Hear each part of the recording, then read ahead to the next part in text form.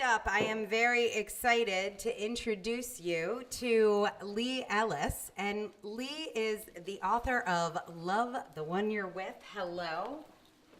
Well, Lee, let's talk about your book, Love the One You're With, Reignite the Passion in Your Marriage. What's this book about and why'd you write it? It's about how to stay in your marriage if you're struggling.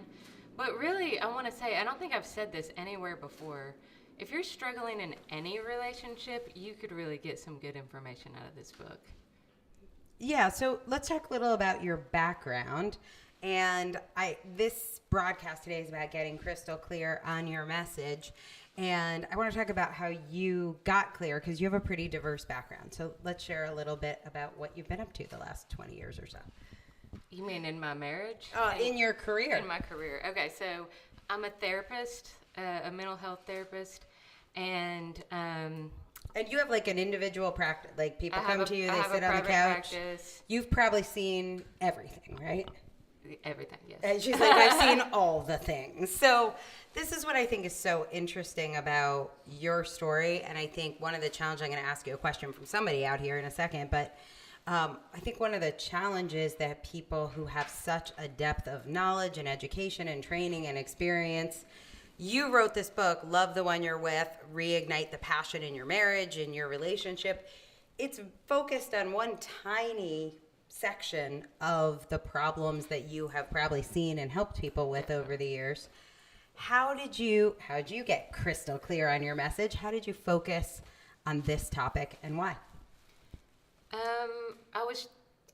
Your program. I was going to say, because I beat you up into it is the right answer.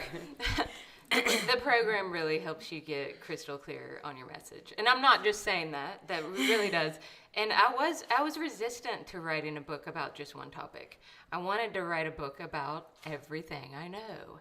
But Angela wouldn't let me do that. And now I'm happy because it was easier to write. And I hope it really speaks to people who are struggling in their marriage. Yeah, what's your take now on why I have people focus so narrowly in their books? It really... You got one of them with easier to write. Oh, a lot easier to write. And it helps you figure out, is this the right book for you to read? I mean, does it speak to you? Do you have this problem, for one? Otherwise it's just, what is this? So be happy. Right. It's just too broad. Yeah, exactly. So there's two sides of this coin. One, when you get crystal clear on your message, it's so much easier to write. And then number two, even if you wrote a great book about everything you know or a long journey or many problems, the people don't know to read it. And we can't make a difference with a book if it's not in people's hands. So let's see. I am going to ask you a question. This is from Kitty, and it's related. She says, Kitty is from Louisiana, and she says, can you give an example of how the Author Incubator program actually changed your thinking towards your writing? Oh, gosh. It changed everything. I mean, I sat down to write this book about a year before I did, and I just started typing, and then I just lost all momentum. I didn't know how to write a book. So when I joined the program, it helped me get crystal clear on what I was going to write. And it really, what it does is it maps out all the steps, and you have deadlines. So you're doing it. So the first part is just mapping it all out. And then by the time you get to the actual writing phase, the book writes itself. I know, isn't that the best? It's weird. I mean, you said that and I didn't believe you. But I sat down to write it and I was like, oh yeah, I know what to write here. I already said this, and it just kind of... What was your writing schedule? Like, how long did it take you to write? Or did you write an hour a day? Or did you take 2 days and write it? Or I wrote it when I had time. Mm-hmm. I mean, I put it in my schedule. Because you have a full-time job, you have a family, you got a lot going on too. If a client canceled and I was in the right author feeling state, I would sit down and just type a little bit, or at night or on the weekend.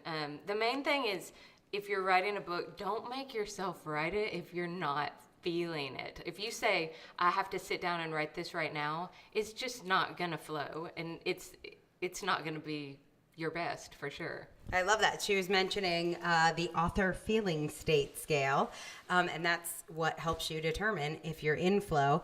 And when I say when you're not, just go shoe shopping. What that really means is you're not going to get a lot of words anyway. You're just going to beat yourself up. So much more productive to do something that's self-love and self-care and come back to writing when you're ready. People are afraid they won't be ready. But I think the reason they're not ready is because they're afraid they won't be ready. So Right. Giving yourself permission to be where you are. So I want to show people your book, Love the One You're With. If you are struggling to reignite the passion in your relationship, definitely get this book. And I will say, with Lee's experience, you're going to get lots of ideas, even if you are in a great marriage or relationship, for how to reignite some things. So thank you for sharing your story and your book, and congratulations. Thank you.